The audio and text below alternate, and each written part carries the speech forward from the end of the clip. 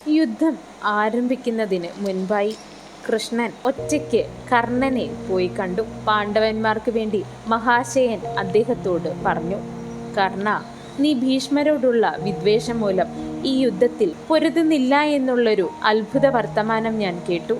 അത് നേരാണെങ്കിൽ ഹേ രാജാവേ, നമ്മെ സ്വീകരിക്കുക. ഭീഷ്മരെ കൊല്ലുന്നതുവരെ മതി നമ്മോടൊപ്പം നിൽക്കുന്നത്. രാധേയ, ഭീഷ്മർ വീണുകഴിഞ്ഞാൽ പിന്നെ പോരിന് നിനക്ക് ഇങ്ങോട്ട് പോരുകയും ചെയ്യാം. ധാർതരാഷ്ട്രനെ തുണയ്ക്കുകയും ചെയ്യാം. അങ്ങനെ നിൽക്കുകയും ചെയ്യാം. നിനക്ക് സമ്മതമാണെങ്കിൽ നീ വന്നാലും. ഇങ്ങനെ കൃഷ്ണൻ പറഞ്ഞപ്പോൾ കർണൻ മറുപടി പറഞ്ഞു, കേശവ, ഞാൻ ഒരിക്കലും ധാർതരാഷ്ട്രന് വിപരീതമായി ഒന്നും തന്നെ ചെയ്യുകയില്ല. ഞാൻ ദുര്യോധനന്റെ ഹിതത്തിന് വേണ്ടി മാത്രമാണ് ജീവിക്കുന്നത്.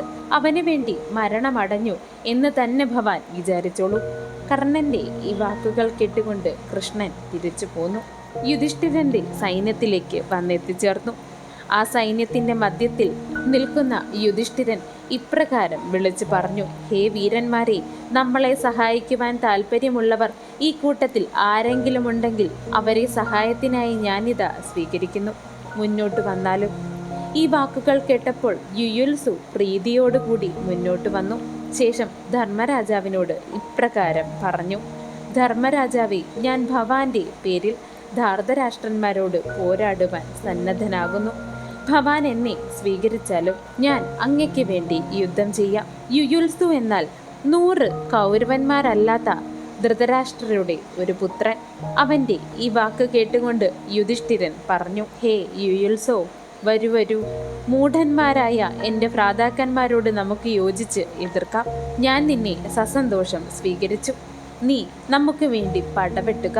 ഹേ രാജപുത്ര, നീ ഞങ്ങളോട് ചേരുക. അതാണ് നിനക്ക് ശ്രേയസ്കരം. അമർഷിയും ദുഷ്ടബുദ്ധിയുമായ ദുര്യോധനൻ നശിക്കുവാൻ പോകുന്നു. കൗരവരെ വിട്ട് പാണ്ഡവരുടെ ഭാഗത്ത് വന്നു ചേർന്ന യുയുത്സുവിനെ വാദ്യഘോഷങ്ങളോടുകൂടി സ്വീകരിച്ചു അവർ. അപ്പോൾ യുധിഷ്ഠിര രാജാവ് സസന്തോഷം ഇവയെല്ലാം കണ്ട് രോമാഞ്ചമണിഞ്ഞു. പിന്നെ സ്വർണപ്രഭയായ കവചമെടുത്ത് അണിയിച്ചു. പുരുഷർപ്പന്മാർ എല്ലാവരും അവരുടെ രഥത്തിൽ കയറി. ഉടനെ തന്നെ വ്യൂഹം കൂട്ടി പെരുമ്പറകൾ മറ്റ് വാദ്യങ്ങളെല്ലാം തന്നെ മുഴക്കി. പലരും പലതരത്തിൽ സിംഹനാദങ്ങൾ പൊടിച്ചു. തേരിൽ കയറിയ പുരുഷവ്യാഘ്രന്മാരായ പാർത്ഥന്മാരെ കണ്ട് ധൃതരാഷ്ട്രപുത്രന്മാർ ഒന്ന് നടുങ്ങി എന്ന് തന്നെ പറയാം.